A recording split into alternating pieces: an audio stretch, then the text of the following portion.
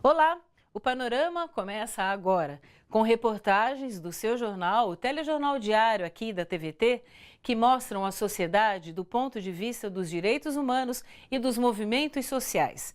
E olha só, esse é o nosso programa número 100. A gente abre o Panorama de hoje falando sobre um problema sério que atinge principalmente a população de renda mais baixa, a falta de moradias. Guarulhos, na Grande São Paulo, é hoje um retrato deste drama. No bairro Jardim Centenário, uma ocupação iniciada há cerca de um mês concentra atualmente mais de 8.000 famílias, todas abrigadas em barracos.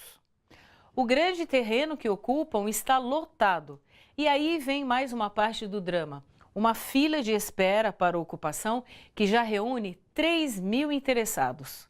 Veja na reportagem de Michele Gomes. Esta imagem mostra a dimensão do problema de moradia nas grandes cidades brasileiras. As barracas de lona tomaram conta do terreno de 44.000 metros quadrados no Jardim Centenário, na região dos Pimentas, em Guarulhos.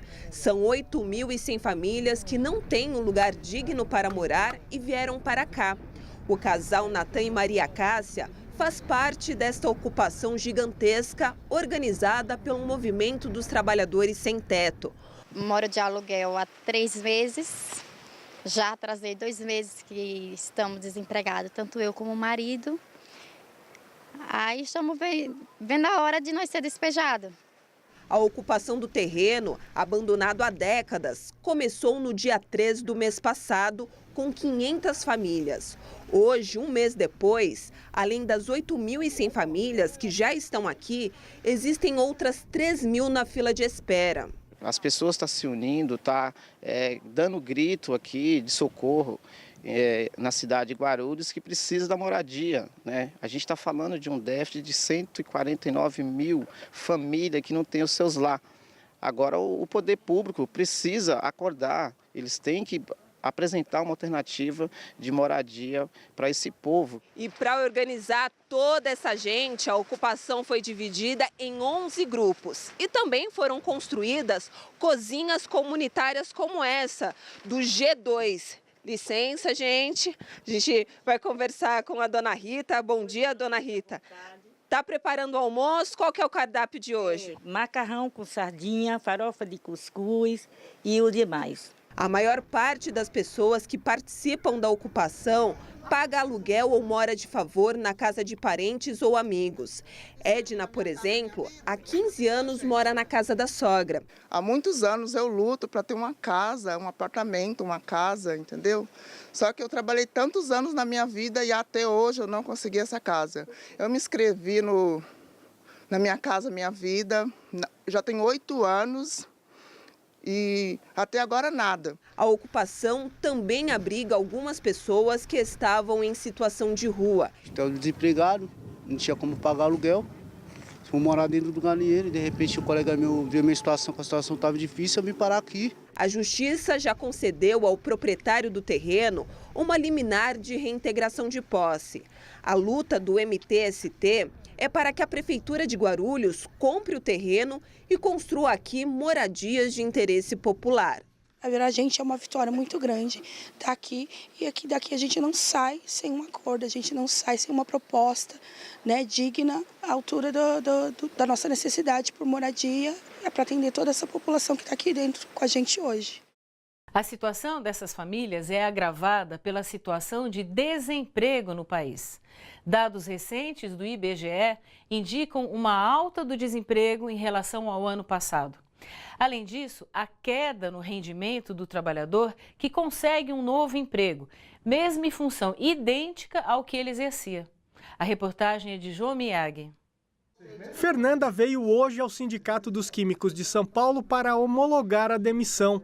Depois de 13 anos na mesma empresa, ela foi demitida. Foi o momento do negócio, né? A empresa não vinha passando por um bom momento e houve uma reestruturação aqui local.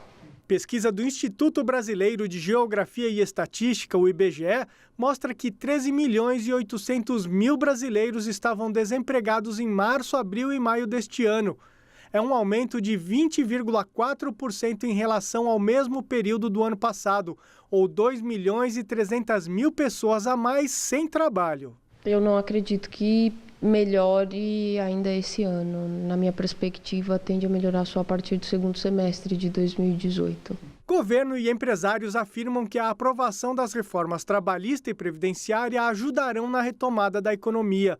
Tese refutada pela economista do Sindicato dos Químicos de São Paulo. Quando nós analisamos, por exemplo, de 2003 até 2014, que se gerou 21 milhões de empregos formais, você não tinha essa pressão sobre a reforma trabalhista. E as empresas não deixaram de contratar porque as leis eram muito rígidas e muito rigorosas. A pesquisa do IBGE também revela que aumentou a quantidade de trabalhadores sem carteira assinada no setor privado, que agora chega a 10,5 milhões, alta de 4,1%. Outro efeito da recessão com grande corte de empregos é a redução dos salários. Fernanda sabe que numa recontratação com cargo semelhante, o salário será menor. Tá difícil no mesmo patamar, assim, eu fui desligada há 2 meses e realmente são poucas as oportunidades no mesmo patamar. A percepção da Fernanda está absolutamente correta. Ela certamente, se encontrar algum trabalho na mesma função que ela exercia, ou numa função semelhante, ela vai receber pelo menos 30% a menos do que ela percebia no emprego anterior. O ciclo recessivo começou em 2014 no governo Dilma, com o corte de 44 bilhões de reais em investimentos. Para a economista, o governo Temer aprofundou o erro ao adotar congelamento de gastos públicos por 20 anos. Ela acredita que num período de recessão econômica, o ideal é que o poder público invista para fazer a economia girar. Eu acredito que só vai melhorar quando a gente recuperar uma outra política econômica, quando a gente começar a fazer uma política econômica de fato anticíclica, né? É uma política de ampliação de gastos. Eu não vejo nenhuma perspectiva nesse governo de que se retome o nível de atividade econômica nesse contexto. O governo de Michel Temer aposta na reforma trabalhista como forma de colocar as contas públicas em ordem e superar um momento de crise no país. No entanto, especialistas em direito trabalhista alertam que, além de não resolver o problema do desemprego, a reforma ainda prejudica e muito os trabalhadores. A coordenadora de pesquisa e tecnologia do DIESE, o Departamento Intersindical de Estatística e Estudos Socioeconômicos, ressalta que a reforma trabalhista vai revogar 2 princípios básicos importantes que hoje garantem proteção ao trabalhador. O primeiro é que o trabalhador precisa de leis que o protejam. E o segundo é a negociação que prevalece, é sempre aquela que favorece o trabalhador. O projeto defendido pelo governo Temer inverte essas lógicas. O projeto enxerga o trabalhador individualmente como tendo a mesma força que a empresa que o contrata, como se fossem iguais numa relação de trabalho e que pudesse negociar livremente. Ele introduz novas formas de contratação que precarizam o trabalho. É criado a figura do trabalho intermitente, ou você fica em casa e a empresa te aciona com 3 dias de antecedência o horário e o dia que você deve trabalhar, e você vai receber só por essas horas de trabalho. Aumenta as condições, as possibilidades do trabalho temporário, do trabalho parcial. A reforma trabalhista também exclui os sindicatos das negociações com as empresas. Quando você vai finalizar o seu contrato de trabalho, foi demitido ou está saindo, a homologação é feita no sindicato ou na Delegacia Regional do Trabalho. Você assina a homologação, mas você pode questioná-la depois. Quando você tira isso da justiça e diz que o próprio trabalhador pode dar a quitação, ao você assinar isso, a sua homologação na frente do seu patrão, você está dizendo que está tudo ok, e você não vai ter o direito mais de questionar aquilo que você assinou. Este professor de Direito do Trabalho da USP elencou 201 ataques aos trabalhadores no texto da reforma trabalhista. O que ela estabelece não são empregos, são empregos precários. É trabalho terceirizado, trabalho intermitente, né? Trabalho com excesso de jornada. E o argumento é falacioso, no sentido de que alguma empresa vá ampliar o número de empregados porque ela pode contratar por menor preço.